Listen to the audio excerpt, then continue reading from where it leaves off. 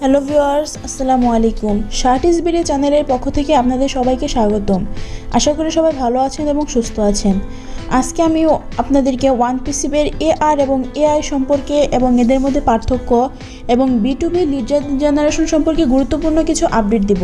আজকের ভিডিওটি খুবই ইম্পর্টেন্ট এবং হেল্পফুল একটি ভিডিও, কেউ ভিডিওটি মিস করবেন না। তো চলুন ভিডিওটি শুরু করি। আজকের বিশ্বে বেশিরভাগ ব্যবসায়িক প্রতিষ্ঠানে তাদের ভোক্তাদের অভিজ্ঞতার মাধ্যমে বিদ্যমান এবং উদীয়মান প্রযুক্তি যেমন এআর এবং কৃত্রিম বুদ্ধিমত্তা AI মিশ্রিত করার উপায় খুঁজছে। কোম্পানিগুলোতে বিদ্যমান টেকনোলজিগুলোকে অন্তর্ভুক্ত করার পদ্ধতির সন্ধান খুঁজছে। এআর এবং AI দিয়ে গ্রাহকের অভিজ্ঞতা তৈরি করা যেতে পারে। এআর এবং AI দিয়ে তৈরি অভিজ্ঞতা হলো দর্শকদের জন্য পদ্ধতি। এআর একটি প্রযুক্তি যা প্রকৃতি এবং ডিজিটাল পরিবেশকে একত্রিত করে কৃত্রিম বুদ্ধিমত্তা, অ্যালগরিদম এবং পরিসংখ্যান পদ্ধতি ব্যবহার করে। এটি স্পষ্ট নির্দেশ ছাড়াই কাজগুলো সম্পূর্ণ করতে সাহায্য করে। এটি সাধারণত নিদর্শন করার জন্য ML এবং গভীর শিক্ষার সমন্বয় করে। AI মডেল আপনার ভোক্তাদের জন্য প্রাসঙ্গিক সুপারিশ করে।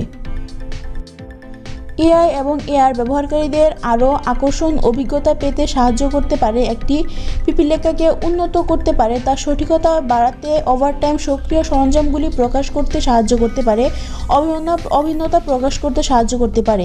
এছাড়াও AI আপনার লিড জেনারেশন বাড়াতে সাহায্য করতে পারে। আপনি যে প্রযুক্তি ব্যবহার করেন তা দ্বারা আপনি লক্ষ্য দর্শক করতে পারবেন। আশা করি সকলেই এআর এবং AI সম্পর্কে বিশেষ ধারণাটি পেয়েছেন।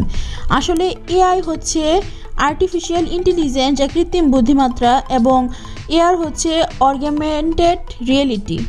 এখন আপনাদেরকে বলবো B2B লিড জেনারেশন সম্পর্কে কিছু। B2B লিড জেনারেশন আসলে কি? B2B লিড জেনারেশন হলো B2B লিড জেনারেশন বিপণের সম্ভাব্য গ্রাহকের আগ্রহ শনাক্তকরণ এবং ক্যাপচার করার প্রক্রিয়া, অথবা এটিকে অন্যভাবে বলতে গেলে যে কোনো কোম্পানিকে বিক্রয় করার আগে প্রথমে পদক্ষেপ নিতে হবে সম্ভাব্য গ্রাহকগুলোকে শনাক্তকরণের জন্য এমন বিজনেসকে শনাক্ত করার জড়িত যেগুলো আপনার কোম্পানির পরিষেবা প্রদানের জন্য পণ্যের আগ্রহী করতে পারে আপনার লক্ষ্য দর্শক।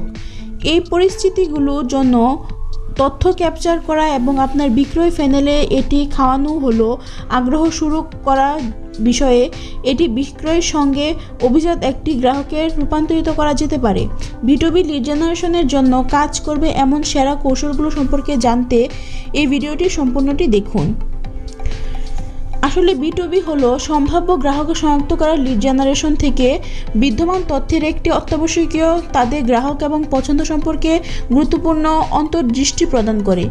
লিড জেনারেশন সাধারণত বিজ্ঞাপনের সাথে যুক্ত। এটি ব্র্যান্ড সচেতনতা বাড়াতে সাহায্য করবে। অনেক কোম্পানি B2B লিড জেনারেশন ছাড়াই বিক্রয় করতে লড়াই করবে, তবে একটি সমৃদ্ধ ব্যবসার জন্য একটি সুনিশ্চিত B2B লিড জেনারেশন কৌশল বা 2020 সালে কাজ করবে এমন কয়েকটি সেরা B2B লিড জেনারেশন কৌশলের অন্তর্ভুক্ত। সক্রিয় প্রজন্মের কোম্পানিগুলো আপনার ওয়েবসাইটের উচ্চ মানের জন্য সবুজ সামগ্রী তৈরি করে আপনার ব্লগ পোস্টের জন্য ডায়নামিক CTA যোগ করে রিমার্কেটিং প্রচার অভিযান তৈরি করে অনলাইন দৃশ্যমান বৃদ্ধি এবং সমস্ত বিপণন প্রচারিত অভিযানে সংহত করা হয়। আশা করি সকলে বুঝতে পেরেছেন B2B সম্পর্কে। আজকের ভিডিও এ পর্যন্তই। সকলে ভালো থাকবেন, সুস্থ থাকবেন, আর যারা আমার চ্যানেলে নতুন অবশ্যই আমার চ্যানেলটিকে সাবস্ক্রাইব করে দিবেন। আল্লাহ হাফেজ।